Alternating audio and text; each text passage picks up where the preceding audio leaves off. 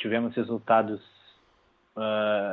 até interessantes, como comentaste, a derrota final contra o Real Madrid foi um pouco amarga, mas ainda assim tem mais coisas a sorrir do que lamentar nessa pré-temporada. Claramente os principais jogadores ofensivos da Juventus não estavam lá, né? O que acabou não pod... Claro, pré-temporada Acaba não vai. deixando um pouco estéril, né? De Sim, fato. sim. Eu quero chamar a atenção de um destaque. Fisicamente, a meu ver, o Alexandro voltou muito bem. E meu destaque negativo, Bona, com relação a essa pré-temporada, eu até coloco um destaque negativo porque é um cara de que eu sou fã e espero muito, que é o Federico Bernardeschi. Para mim, Sim. eu boto muita confiança no italiano. Eu acho que ele pode desenvolver tanto a parte ofensiva direita, né, cortando para o meio muito bem. Talvez possa se desenvolver até como uma fase mais de meio campo, né, porque é um cara que tem físico, é forte, tem um bom passe, tem um bom chute de fora da área. Mas nada que eu veja importante, porque, claro, pré-temporada não vale de absolutamente nada. Mas fica só o registro aí que eu espero muito do Bernardeschi, espero muito mais.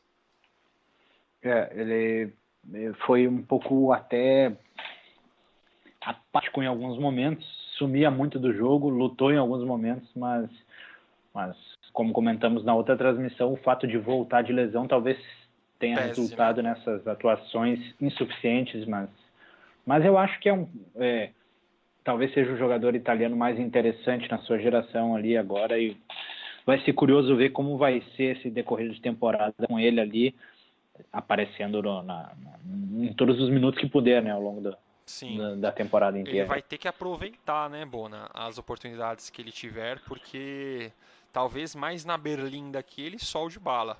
Porque. E Vai lá, pode falar, na Bona. temporada ele acabou, a grande parte dos seus minutos ele entrou muito bem com gols e Sim, assistências. Então se esperava muito dele antes, a lesão acabou complicando, mas se ele fizer o que fez na temporada passada, nos minutos que tiver, vai ser relevante. ele tem que continuar na tocada que ele estava antes da lesão, né? Aliás, o grande jogo dele, para mim, o jogo que ele jogou muito bem, foi o jogo exatamente contra o Torino da lesão dele.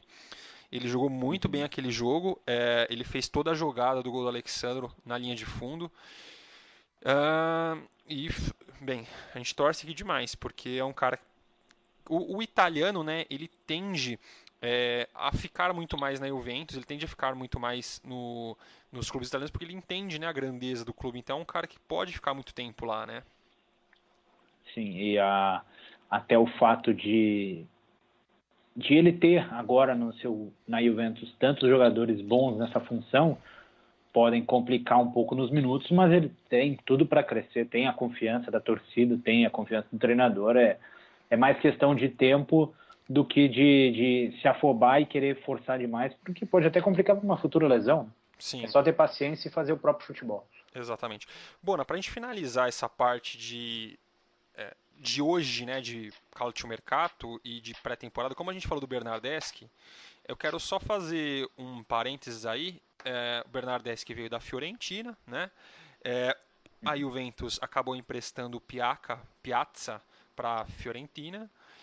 Você acha que talvez possa haver um contato informal sobre o Federico Chiesa na próxima janela? Gostaria eu que tivesse, honestamente gostaria que tivesse, porque penso que o Chiesa é muito interessante, muito, muito, muito promissor. Porém, a Juventus vai tentando botar curativos numa relação que já estava muito rompida com a família Della Valle, que é os dois irmãos que são presidentes da Fiorentina. Então, é interessante que a Juventus não foi tão exigente assim na questão de ter que vender, ter que vender, ter que vender. Acabou emprestando com a opção de compra para a Fiorentina. A Fiorentina acabou aceitando também que a Juventus tem a sua opção de recompra, mas o Chiesa hoje já vale uns 50, 55 milhões de euros. Quem sabe o Piazza seja um desconto. O que foi surpreendente foi que o Piatti assumiu a camisa 10, que era do Bernardeschi, antes de ele ir para a Juventus. Então, vamos ver agora. Será Bem, interessante para ele fica também aí, fazer esses minutos. Né? fica aí como registro aí que a gente falou do Tomara. Chiesa. Se der certo na próxima temporada, a gente resgata esse podcast. Sim. Bem, falamos aí das principais análises do mercado da Juventus, possibilidades que ainda não vieram, uma análise superficial e da pré-temporada, porque o que vale mesmo é o campeonato quando começar. Vamos responder algumas coisas dos ouvintes, Bona? Bora lá. Vamos lá. Eu tenho aqui uma pequena pergunta que vale uma dissertação. Mas eu vou jogar essa aqui para você. O Thiago Adão, no Twitter, ele perguntou assim: gostaria de saber por que a Juventus não possui uma parceria para vender mais produtos licenciados no Brasil. Qual a sua visão sobre isso? É difícil a gente chegar a uma conclusão, É mas, difícil, né? é difícil. Eu cito como exemplo, quando a primeira vez que eu ouvi você comentando, eu fiquei pensando aqui. Na verdade, quando a Inter fez a compra para a Suning, o grupo Suning adquiriu a Inter da família Moratti, se falou muito que a Inter venderia muito na China, porque o mercado na Ásia influenciaria muito a eles crescerem e tudo mais, mas a Inter não teve arrecadação quase na China. Apesar de ter torcedores, Sim. Indonésia e tudo mais, muitos produtos falsificados. Então, até que ponto é interessante? O clube talvez apareça mais, claro, mas quanto Você dinheiro falou, de fato entra no clube? É complicado. Você falou do grupo Sunin. Para quem não sabe, o grupo Sunin, que é um grupo do Sudeste Asiático que é dono do Milan, né? Agora tem 70% das ações, 30% ficou com o Moratti. E diferentemente do dono chinês do Yongong Li, que era dono do Milan antes de ser passado para a Elliott, fundo americano, o Suning é um grande grupo, né, no Sudeste Asiático. É um grupo que tem diversas empresas. E se quem tiver curiosidade para entrar no site do Suning, vai ver que o principal time deles que aparece lá não é a Inter, e sim o time que eles têm no Campeonato Chinês.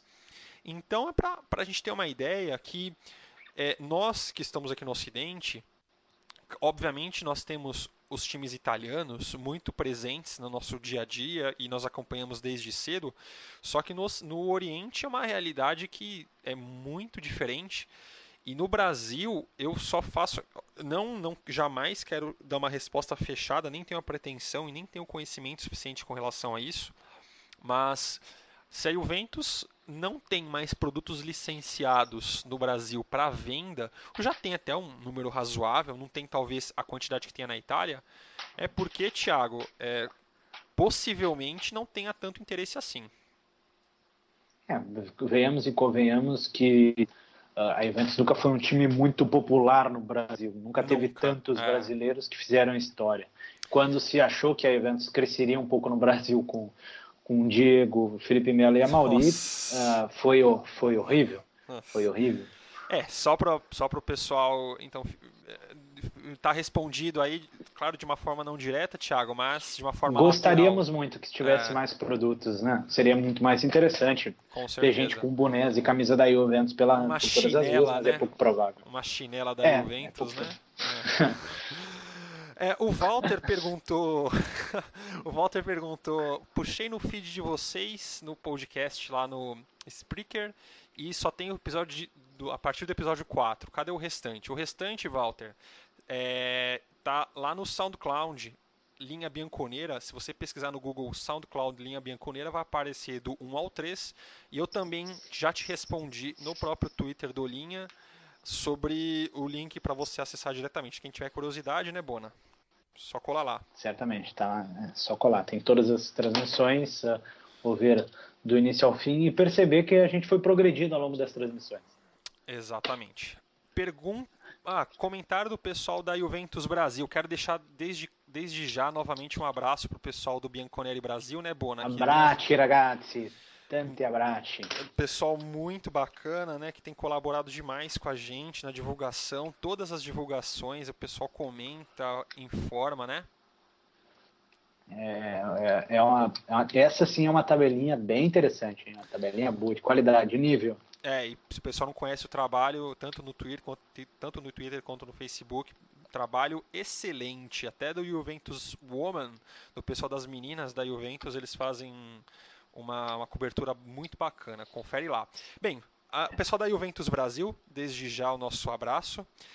Queria que a gente comentasse um pouco sobre uma polêmica de batedor de falta, Pjanic, Dybala ou CR7? Bona, vai lá, você é o técnico, quem bate as faltas? A falta eu acho que ela vai depender da posição, vai depender do momento, vai depender que todo mundo esteja em campo. O pessoal brinca até que o Alegre vai deixar o Cristiano Ronaldo de fora das 10 primeiras rodadas para fazer uma adaptação ao campeonato, estando ali no banco. Então, de repente, nessas 10 primeiras rodadas, aí vai botar o Pjanic para bater. Por enquanto, até o Sturaro está na lista e vai saber. Mas vai depender de questão de momento, de posição. Muito. Tem gol para todo mundo fazer. Se cada um quiser fazer 10 na temporada, para mim não tem problema algum. E só deixa registrado assim, pessoal. O que o pessoal puder consagrar o Cristiano, eles vão consagrar, né, Bona? Sim, o Cristiano me parece ser o jogador que mais tem gols de falta na Champions League nos últimos 10 anos. Mas também é um jogador que provavelmente tenha jogado mais jogos da Champions League nos últimos 10 anos, já que foi para a final diversas vezes. Talvez, dependendo do momento, como você muito bem falou, talvez um pouco mais para a direita, no momento de bala, um pouco mais ali na esquerda, talvez no momento Pjanic, mas eu acho que o pessoal está longe de ter uma situação como tivemos no PSG de Cavani e Neymar, né? Eu acho que o pessoal da E Juventus... também diferente daquela posição que o Bayern teve há uns anos atrás, de ter uma espécie de 2 ou 1 ali entre Robben e Ribéry, para ver quem bateria uma falta, que foi patético, né? Nossa, enfim. Vamos lá que o nosso podcast está acabando. Bruno Guedes, qual foi o destaque na pré-temporada? Para mim foi o Cancelo. Para você foi quem? Cancelo, sem dúvida alguma. Não vamos colocar como decepção, mas fica ali quem poderia ter jogado melhor, Bernardeschi, né, Bona? Mas terá toda a temporada para desenvolver, certo? Sim. Dillion Rosário, transmissão da Série A no Brasil, ainda não fechou, nos Estados Unidos fechou a ESPN, aqui ainda em definição total, né, Bona?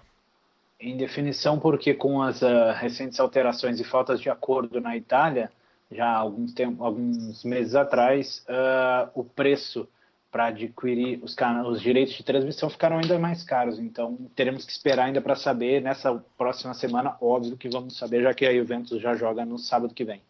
Qualquer novidade a gente já fala para vocês, tanto no Twitter quanto no próximo podcast.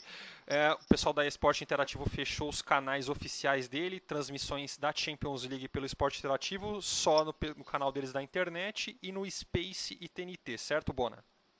Positivo. O Igor Rosa teve uma pergunta sobre quem deve ser o titular, Perin ou Chesney, na sua opinião? Começa o Chesney, sem dúvida. E você? Também, de acordo. Chesney titular, camisa 1. Aí a chance está dada, cabe ao polonês não decepcionar, né? Aí vamos ver o que vai acontecer. Acho que na Copa vai vir um Perin de titular, só um palpite. Talvez tenha um rodízio aí. Exatamente. Vamos ver o que vai acontecer. Mas acho que os dois são muito bons goleiros. Só para ver o preço que o Liverpool e o Chelsea pagaram em goleiro, a Juventus tem 2 ótimos goleiros por menos de 30 milhões de euros, certo? É isso aí, tem que aproveitar esses baixos valores e manter esse nível e dar espaço para eles jogar que vai ter resultado.